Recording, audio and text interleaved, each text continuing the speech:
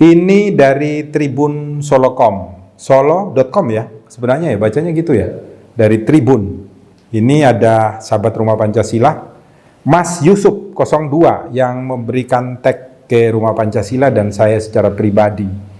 Minta komentar nih tentang ada mobil yang ditarik debt collector saat si pemilik mobil baru beli tabung oksigen.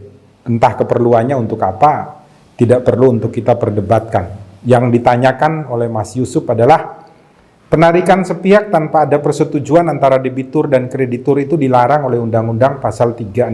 Ini tentang pencurian dengan kekerasan. Ancaman pidananya 9 tahun.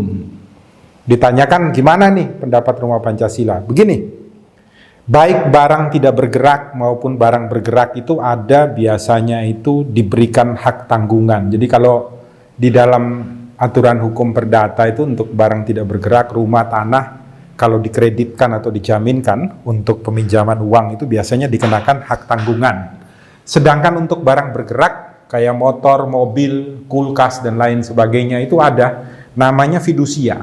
Jadi meletakkan sebuah jaminan agar nantinya ketika orang yang melakukan kredit ini tidak melakukan pembayaran, maka si pemberi hutang itu dapat melakukan eksekusi tanpa adanya putusan pengadilan. Tapi jangan lupa ya, baik barang bergerak yaitu yang diletakkan hak tanggungan, barang tidak bergerak yang diletakkan hak tanggungan maupun barang bergerak yang diletakkan fidusia, itu kedua-duanya eksekusinya pun itu harus melalui permohonan kepada pengadilan negeri setempat.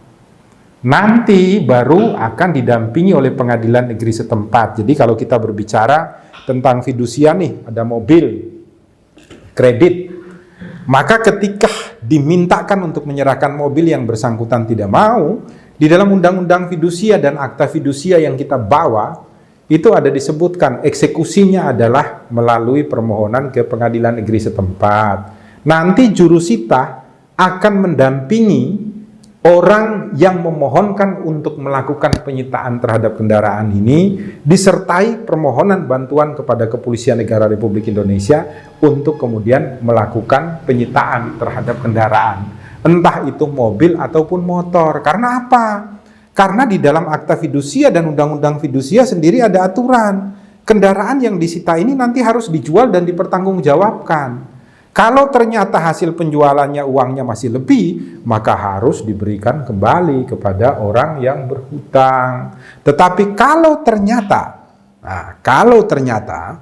uangnya masih kurang, maka orang yang berhutang dapat dimintakan pertanggungjawabannya untuk melakukan pembayaran sampai dengan lunas. Tapi ini jarang terjadi. Yang terjadi adalah biasanya ada kelebihan sehingga harus dikembalikan uangnya kepada orang yang berhutang. Ini kewajiban undang-undang. Maka betul Mas Yusuf menanyakan ini, tetapi lebih pas dan lebih tepat itu kalau kita menggunakan pasal, kalau Anda ingin menggunakan pasal pencurian itu lebih tepat digunakan 362. Tapi 365 juga bisa ketika di situ ada ancaman kekerasan, memukul, ancaman menodong senjata tajam dan lain sebagainya, atau dilakukan beramai-ramai. Jadi ini pelajaran bagi kita semua, bukan karena ini membeli dalam rangka kemanusiaan ya, ada membeli apa namanya? Oksigen, bukan, tetapi ada pelanggaran hukum karena melakukan pengambilan kendaraan tanpa diikuti oleh panitra atau jurusita dari pengadilan negeri disertai dengan aparatur penegak hukum untuk mengamankan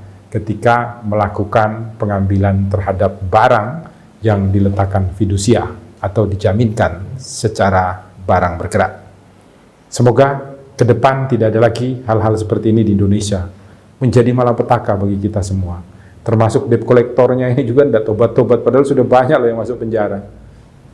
Salam Pancasila, salam menegakkan hukum, selalu jaga kesehatan dan jangan suka mengambil barang milik orang lain.